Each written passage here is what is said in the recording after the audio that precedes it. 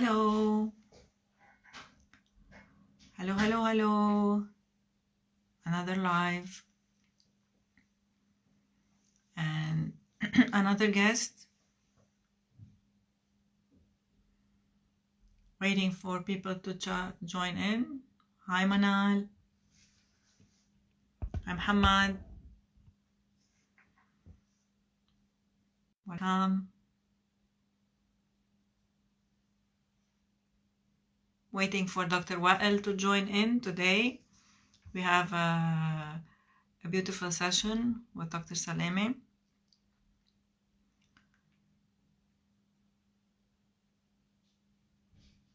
About what to expect post-COVID. Hi, Bert.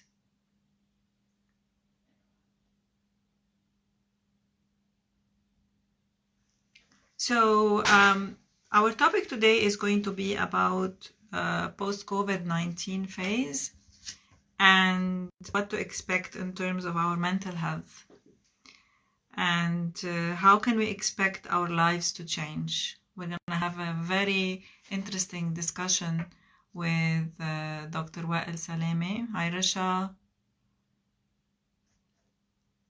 Hi, Sahar.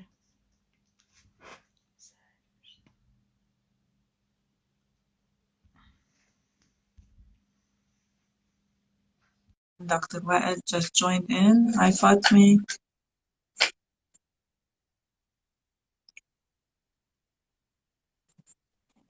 Waiting for him to join in.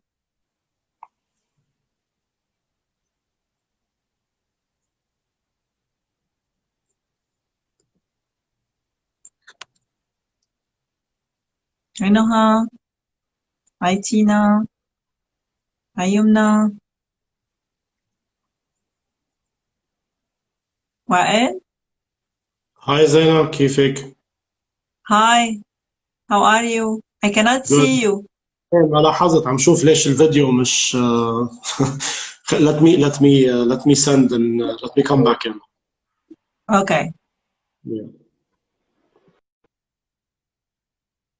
Hi, Rita.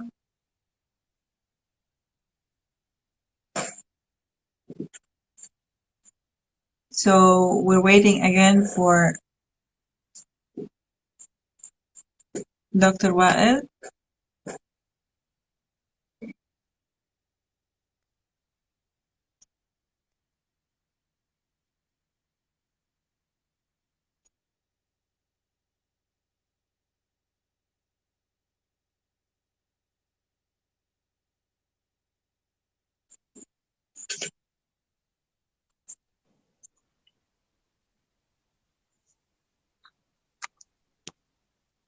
So again, we're not able to see you.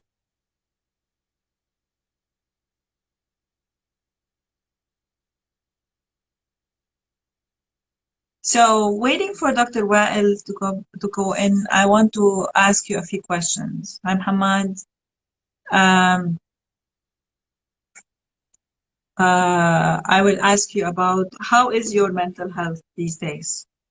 How is it being impacted by COVID-19?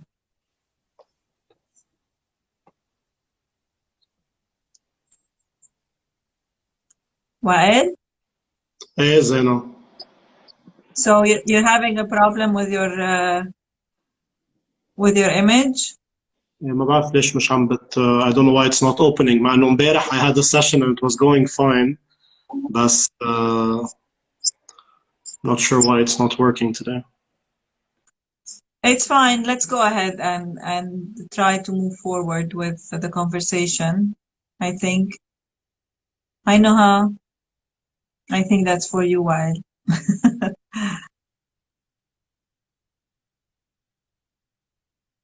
Dr. Wael? I lost him completely.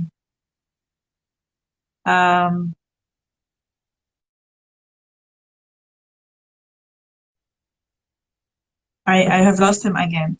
So I was asking you about your mental health and how are you feeling these days?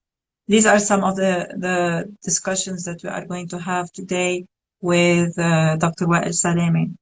And what do you think are the long-term consequences of this quarantine, and what will happen to us?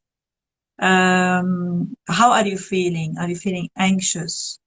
And are you feeling lonely? Are you feeling depressed? Are you feeling joy? What are the things that are actually happening to you? So let us know. Let us know what are your questions, because Dr. Wael is here to answer all of your questions today on this subject.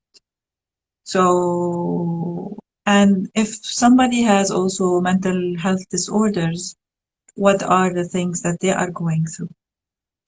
So Dr. Wael is telling me that he is going to restart. So he will be for a while, I think. What are your questions regarding this situation that we are going through? How empathetic are you with yourself? How compassionate are you with yourself? Are you being harsh? Are you taking some time? Are you being angry because you're not able to do what you need to do? What are your thoughts on what's going to happen, not only because of COVID-19, because of the state that we are in Lebanon? So all of these questions and Hi, some Zainab. more. Hi.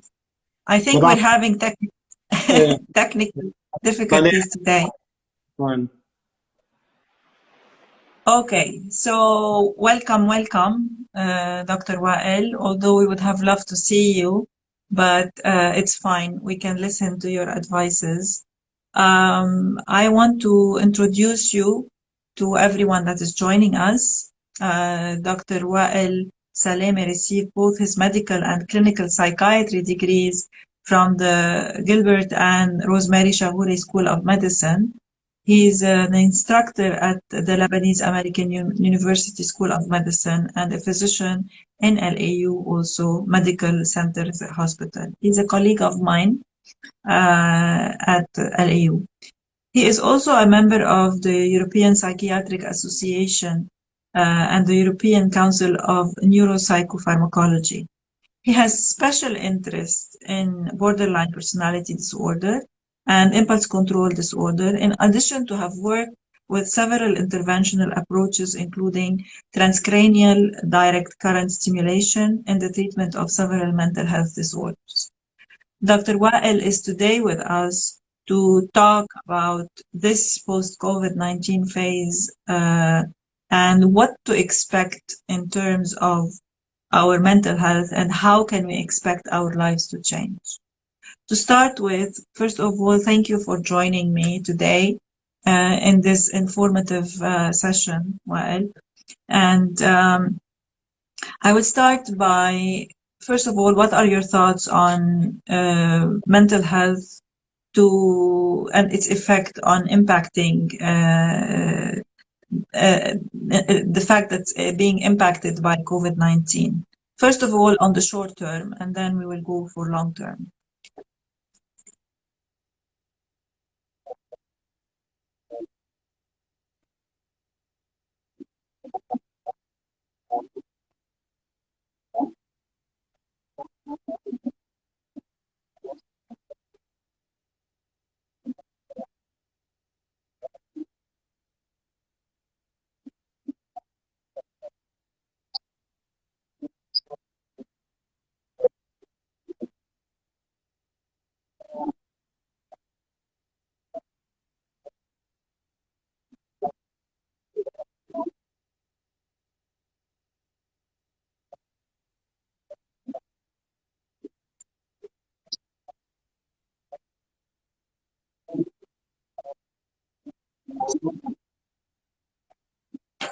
Okay.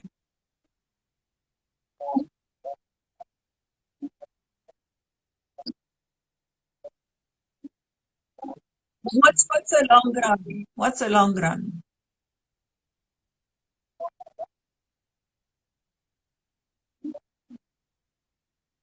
Mhm.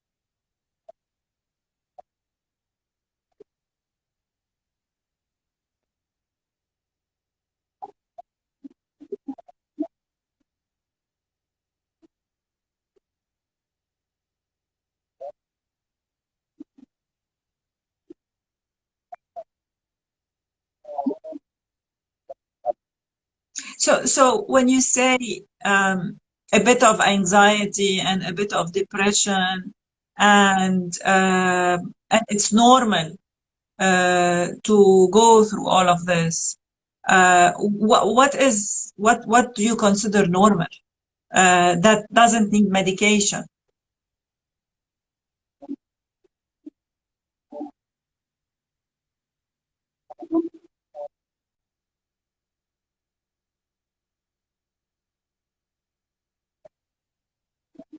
Well, I don't think they're able to hear you because I've had several, sorry to interrupt you, but I am having many people saying they're not able to hear you. أنا عم بسمعك بس ما بعرف وعم شوفك هلأ صرت. I don't know. Let's. So is anybody able to hear now? Let's see if... Can you tell us if you're able to hear us? Anyone? Is anybody able to hear me now? ما شكلهم قادرين يسمعونا اثنيناتنا. Is anyone able to hear us? Okay, so they can okay. see it. Okay. Good. Okay, thank you. Thank you. Okay. So I was asking, so what is شوية anxiety, شوية depression, شو يعني؟ شو يعني واحد عم ياخذ medication ما عم ياخذ medication، شو يعني لأنه الناس لازم تعرف. Akid, in the early phases, we are against medication intervention altogether. Now, medications are always reserved for severe cases or for permanent or long-term consequences. In the early phases, شوية شوية anxiety, it can go from very, very mild symptoms like just being generally distressed throughout the entire day, maybe noticing a 10 or 15 or even 20% reduction in the amount of activity or the amount of productivity that a person is able to complete. So up till around 20% is considered normal within the first periods because these are adjustments. When it goes beyond 20%, so if we want to put things into a concrete example, if a certain item or a certain job takes a person an hour, going from an hour to an hour and 10 or hour and 15 minutes, this is still considered normal. If something takes a person an hour and a half or 2 hours to complete instead of doing it within an hour, then no, this is obviously a more severe case. So شوية stress, as we said, it can be related to difficulty falling asleep initially, but then the person does fall asleep and they feel completely satisfied with their sleep and they wake up completely relaxed. It could be related to slight intermittent changes in appetite. بيقطع يوم يومين, maybe they have difficulty eating, they don't feel like they want to eat or they want to see people, but then they return to normal. So fluctuations in diet, fluctuations in sleep, in level of activity, in concentration, these are all very normal. They're all very normal things to expect during the next couple of months.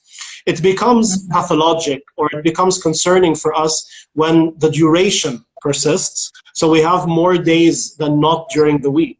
So a person that has 4 or 5 days a week of these symptoms, then yes, this is concerning. This is something that we do worry about.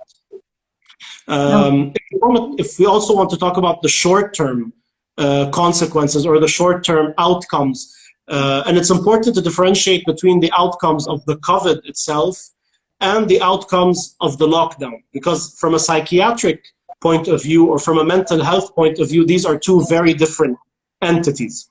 Okay. The COVID pandemic itself is it's considered a traumatic event. So we talk about consequences from the COVID that can range from OCD, obsessive compulsive disorder, related in the future to hypochondriasis, يعني هوس على صحته. Every time a person coughs, they'll think that it's a COVID. Every time a person starts losing weight, they'll think that they have a certain malignancy or a certain disease that may be not related to the COVID, but because they're so afraid of mental or of medical conditions, they're now in a mental setting where they're always afraid of a physical illness. We talk about post-traumatic stress disorder, so PTSD, because we do have the stressor, which is the COVID pandemic itself. So these are the things that we usually expect to see as a result of the actual COVID pandemic. What we expect, or we shouldn't say what we expect, what we fear that can be potential outcomes from the lockdown period, here we're talking more about things that are related to social interaction with people. So we talk about social withdrawal. We talk about increased social anxiety, even in people that previously were not socially anxious or they didn't suffer from social anxiety disorder. بيقدر يصير عندهم خوف من العالم، بيصير عندهم خوف إنه يكونوا بمحلات that are very crowded because of the fear that they may be at risk of catching something specific. So we talk about anxiety disorders and social communication issues related to consequences of the lockdown, whereas post-traumatic disorders and problems related to hypochondriasis, specifically related to the actual pandemic itself. Okay, to COVID, and these are two definitely different entities. So if we're gonna say this prolonged social distancing and prolonged time of this quarantine, we're starting to open. What do you think what would be a long-term consequence for that? Okay, so definitely we're going to see for a long period of time that people are not going to be able to return to their normal اللي هي prior to the lockdown. They won't be able to go back normally to being in a crowded elevator. You may find people will still avoid, even when people tell them it's safe to be in crowded malls, that they're still afraid of going to crowded malls. You'll find that for a long period of time, people will still select specific times to go to the bank or go to the supermarket because they know those are usually hours where there isn't a lot of crowds in these areas. So we do expect certain aversive behaviors, يعني سلوكيات تجنبية. People will be aversive in their behavior so that they avoid what in their mind is a potential risk factor related to still catching the COVID. We do expect for a long period of time that some people, and again I'll emphasize some because we have seen not just in Lebanon, globally, we have a paradigm of people. We either have people that are willing from the day the lockdown ends to resume normal activity. And it's very important to understand we can't blame these people because this is the way their defense mechanism works. Their defense mechanism tells them once life goes back to normal, resume it from day one. And this itself is going to be a very, very, very big stressor for people that are living in the continuous fear and anxiety. Because to them, every time they hear about a new case or a new diagnosis, it's going to be in their mind, لأنه there are still certain people that are ignorant or certain people that are not following rules and regulations and they're putting us at risk. But both extremes are not correct. We don't encourage people to be completely or to go back completely from day one to their normal level of activity. But at the same time, a persistent state of fear and a persistent state of anxiety and distress is also definitely not something that we think is going to be healthy for people. So what you're saying, of course, is we cannot judge either or. We cannot be the judge of any of this because everyone reacts in a different way. Everyone has his own defense mechanism. Everyone will go about his business in a different way as long as they are personally not being affected at an anxiety level or at a depression level or a very high stress level that will lead them to dysfunctional behaviors, this is what we're looking for. When you say when you say this will go for a long time, you mean, let's say the lockdown or the quarantine stops, let's say in June, completely in June. So a long time would be 6 months. Is this what you're saying? No, definitely less. We expect around 60% of individuals to resume almost normal activity within a 2 to 3 month period. So if things end by the end of June, we expect that around 60% of individuals will be able to normalize their activity by around September or at the latest October.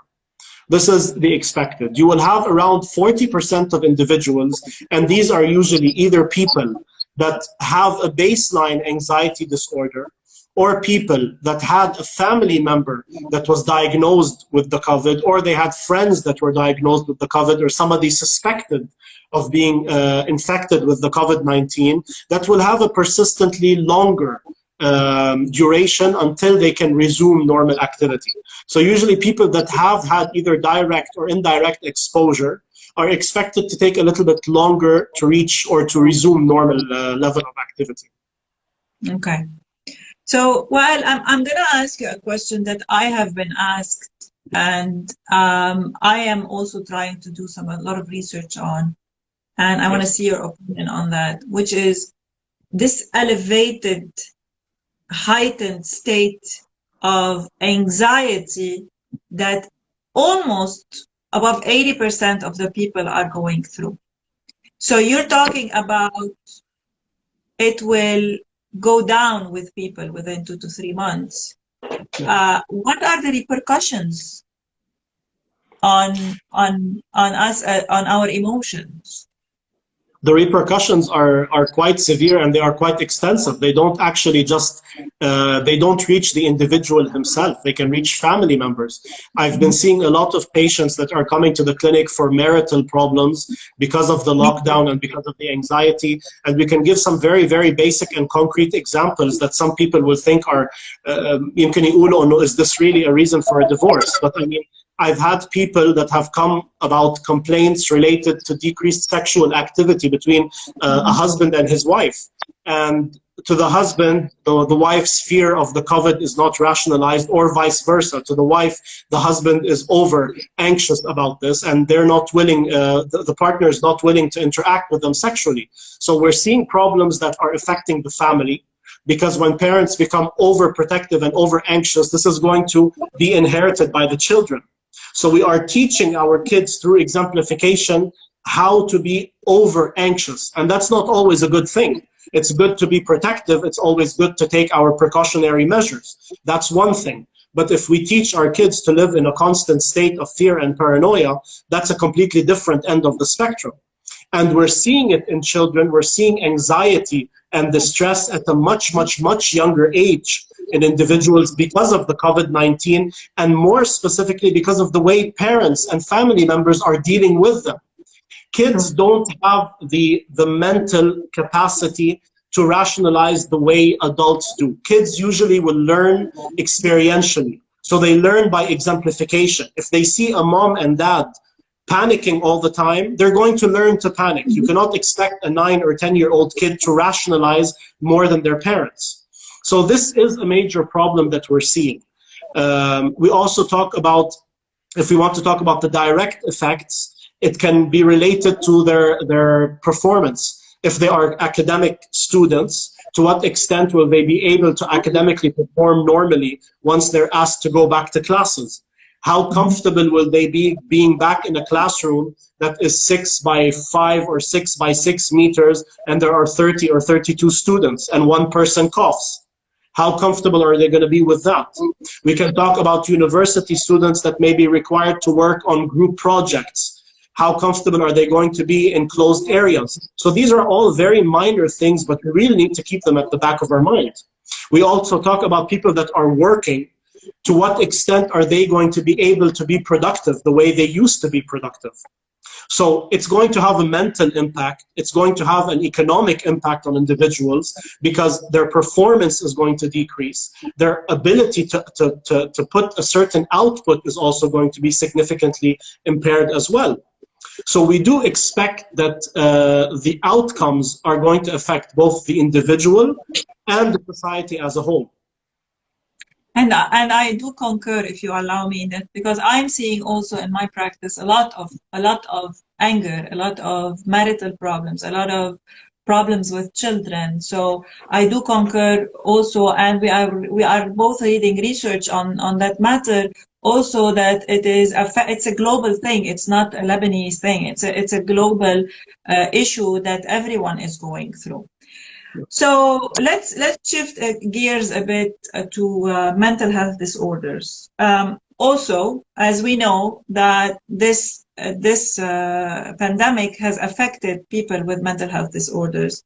What should we expect? Should we expect to see people that have mental health disorders increase in number, or what with this COVID-19?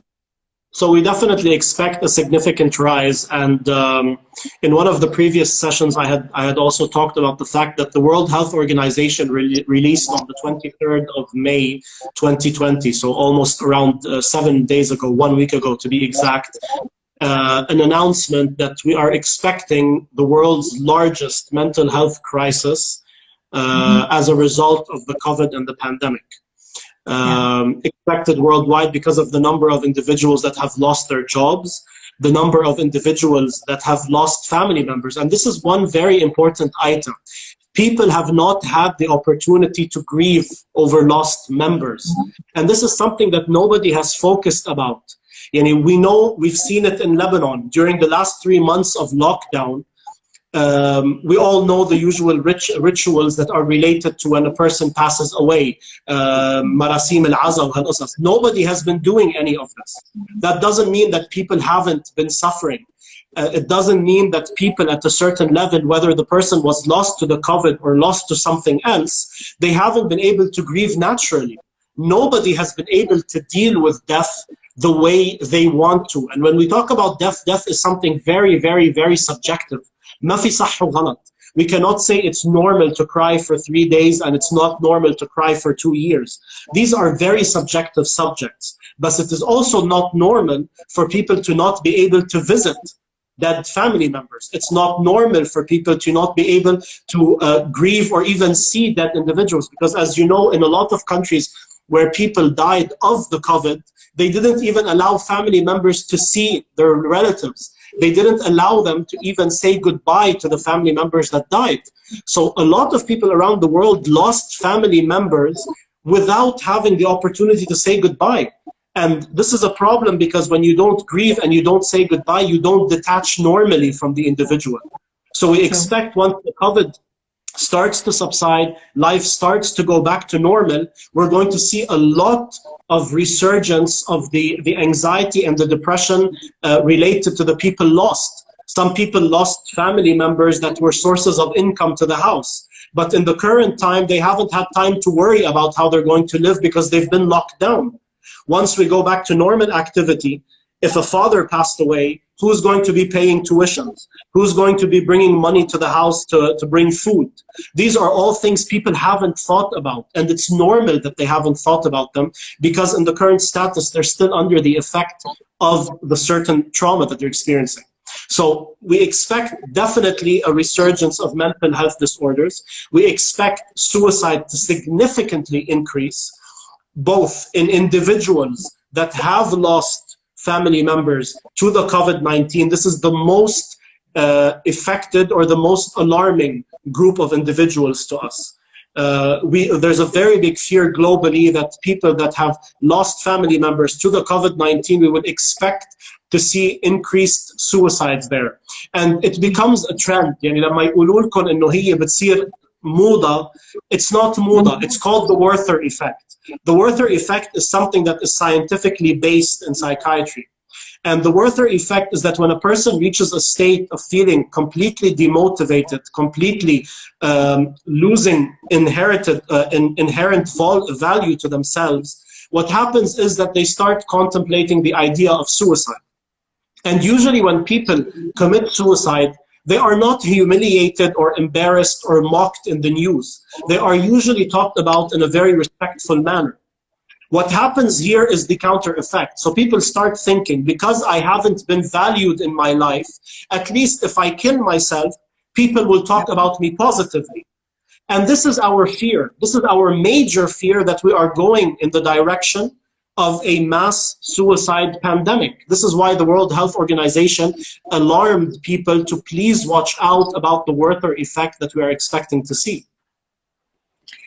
So when you were talking, I couldn't but think about what we as professionals think about in terms of emotions are not biodegradable. Yes. So when you were talking about grief, we need to let the people understand that it is okay. It is okay to feel what they're feeling, but let them reach out to help. There is an enormous amount of help that is being supplied by mental health professionals at every level, counselors, psychologists, psychiatrists, coaches in what they can do. So it is very important that this everyone reaches to help, because we need to understand that everything can be solved and everything can be fixed, especially with this terror that we are going to face. We are already in a war, and now we're going to face another terror that comes after the economic war that we're going to be in. So it's a lot of difficulties that we are going to go through. And we need to invite also health professionals. There's a lot of health professionals with us today on the call. I want to say hello to everyone. And I want to say thank you for all the work that you do. How long do you expect the complications to last, and for how long, as I said, are they normal? And when do we consider them as a pathology? Okay, so we'll start backwards. We consider them a pathology, as we said, 6 months after returning to normal functioning, or actually when the lockdown ends and we are expected to go back to normal functioning. So if we put things at around the end of June, then we expect to have certain ups and downs and certain instability up till the end of December.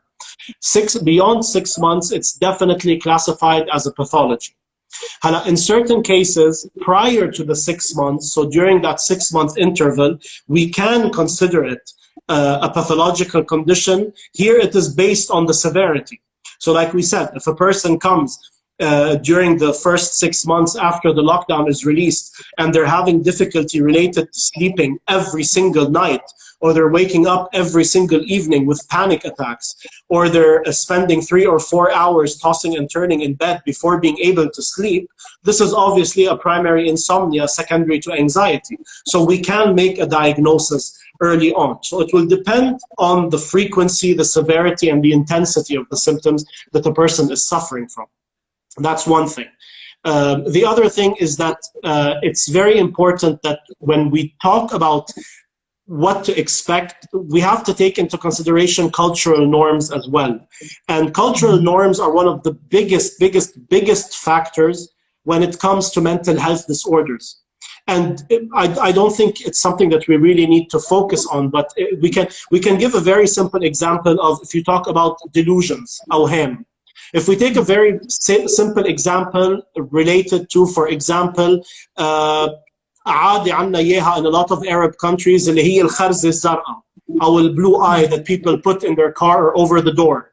If you were to go to the States or Europe and you say that you believe this protects you, this is a delusional disorder.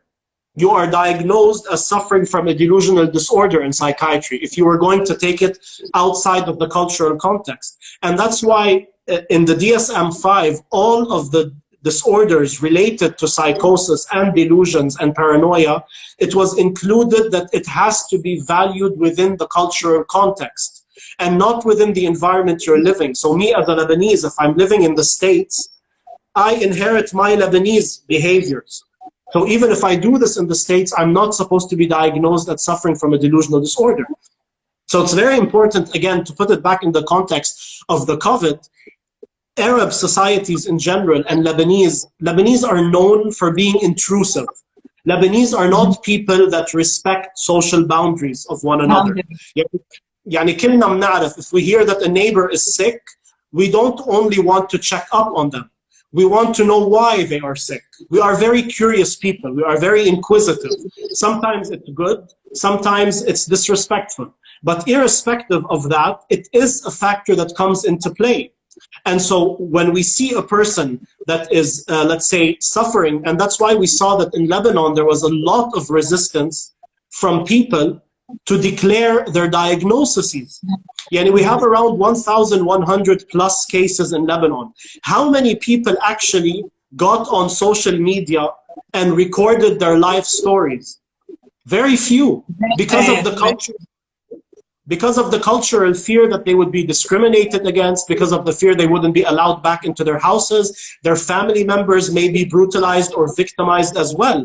Whereas when you look at Europe and the States, there were a lot of individuals that created videos, there were a lot of groups, there were videos that came out with 20, 30, 40 individuals that suffered from it, all of them showing their faces, because there's nothing to be ashamed about if you were diagnosed with the COVID-19. The only difference is how culture and how the environment interprets these things. So I think Jean-Paul is saying cultural considerations should be crucial and must be taken into consideration before any diagnosis. I totally also endorse that. So what are your, I have one more question before we adjourn, and I invite everyone to ask whatever questions they would like us to. So there's this new era of, you know, we're all on social media, we're all on Zoom, we're all on, so I had a discussion the other day on TV where I discussed a topic on Zoom fatigue. And basically, why does it happen? And so I explained to the public about this. My other concern is that is a concern that was very legitimate and provided by the DSM-5 also, is everything that is technological and anxiety disorders, and everything related to ADD, to anxiety, to depression. And we have seen the increase in that over the years because of everything that is technology and the way kids are zombied into that, that place. So now with the quarantine, and many, everything is online, and many parents are leaving their kids even more so. So what is the research that you have on that, or if you have research on that, and what are your thoughts? So it's actually a very interesting question, Zaina, لأنه حتى هيدي, I've been seeing it in the clinic. We used to always have parents that come and say that my kid spends 3 or 4 hours on PlayStation or on the internet or on the telephone or playing certain games, and I'm having difficulty getting them off these games. And now you see a different shift. The parents are telling you الولد عم بيقعد 4-5 ساعات على التليفون بعدين عم بيزهق. I don't know what else to do for him. I'm trying to tell him to spend more time playing with friends virtually, playing with people or talking to people via virtual platforms as well. And the results here are actually going to be very let's say contradictory, and we expect to see the outcomes not in the near future. We expect the outcomes in about a year or two. Our major fear is that in about a year or two, we are going to see a significant rise in social withdrawal and in decreased social interaction with people. We also expect to see a very big rise in the amount of cyberbullying, and this is an entire entity on its own, because people are spending more time on the internet, they're criticizing one another more. مثل ما بتعرفي زينة يعني دايما عندك people don't have a tendency to only see the positive. يعني they will find very small things and they will tell you that, for example, yesterday the interview that you did was very good, but the angle of the camera wasn't good. You looked fatter than you usually do, or you looked very pale. We always have a tendency to find the negative in things. And with the increased amount of time that we're spending in the virtual world, we are training our brain unconsciously to adapt these things to become the basic form of habit and a basic lifestyle بالنسبة لنا. So from a psychiatric point of view, our fear is that we're going to see we expect to see a deja vu in 1983 or 1984. There was a term that was coined اللي هي اسمها digital generation.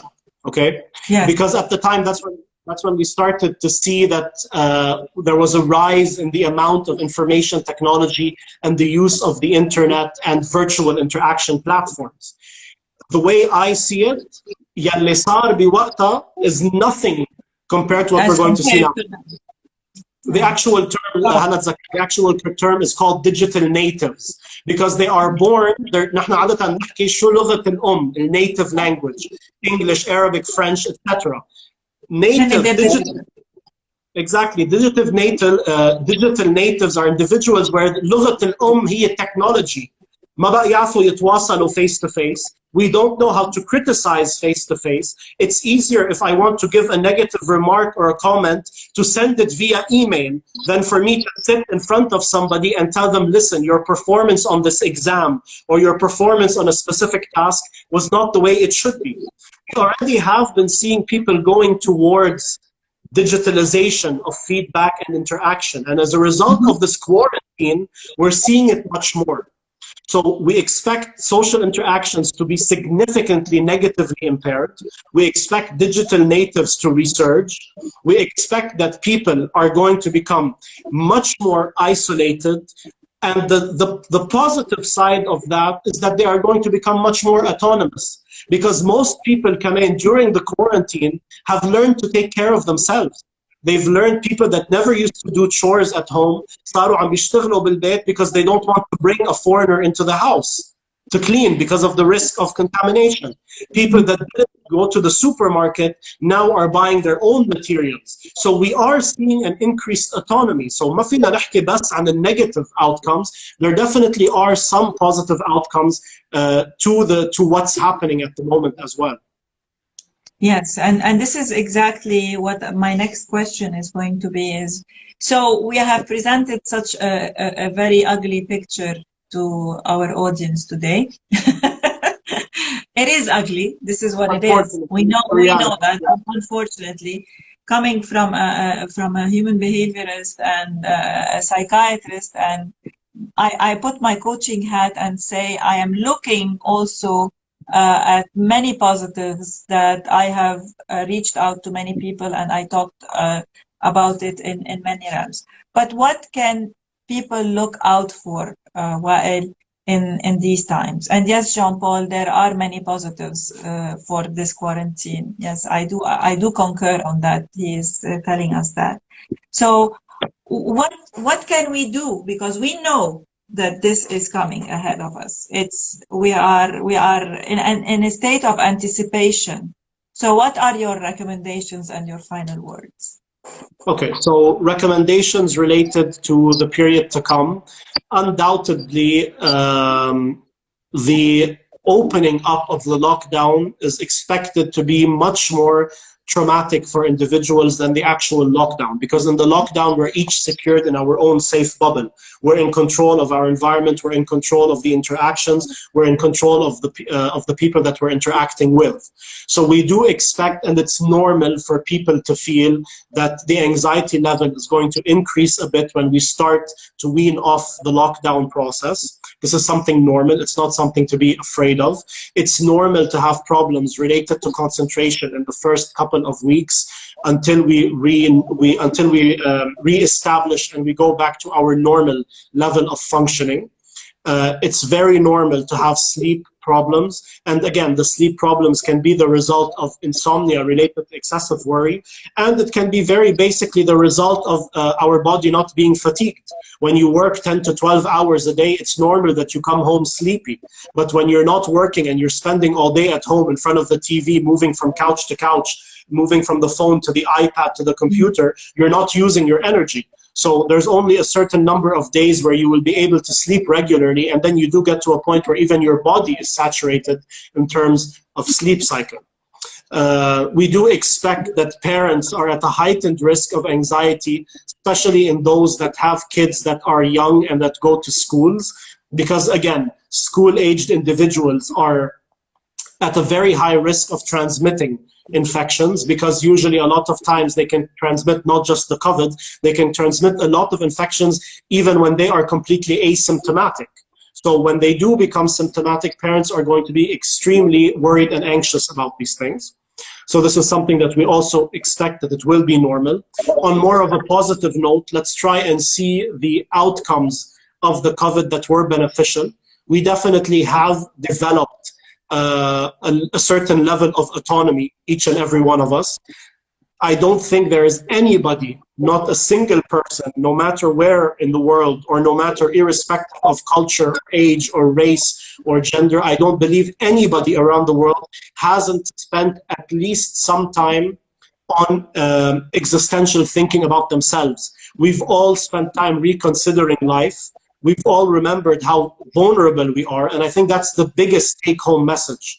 It's important to remember, no matter how much we've adapted, no matter how much we've succeeded in life, no matter how far we've come with medicine and technology, a very, very, very small virus that we can't see was able to put the entire world on hold and was able to disconnect people physically, but was able to significantly improve the connection that emotionally developed across people.